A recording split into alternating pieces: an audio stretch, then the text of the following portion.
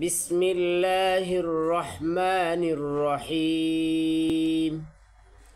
বিসমিল্লাহির রহমানির রহিমের ফজিলত আমি তাফসিরে নূরুল কোরআনে পড়েছি। হযরতে আব্দুল্লাহ ইবনে মাসউদ রাদিয়াল্লাহু তাআলা আনহু বলেন, কেউ যদি জাহান্নামের 19 জন দারোগা থেকে মুক্তি পেতে চায় তাহলে সে যেন বিসমিল্লাহির রহমানির রহিম পড়ে।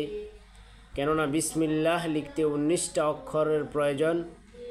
এই 19টা অক্ষর 19 জন ফেরেশতা থেকে বাঁচার জন্য ডাল হিসাবে আল্লাহ রাব্বুল আলামিন নির্ধারণ করে দিয়েছেন।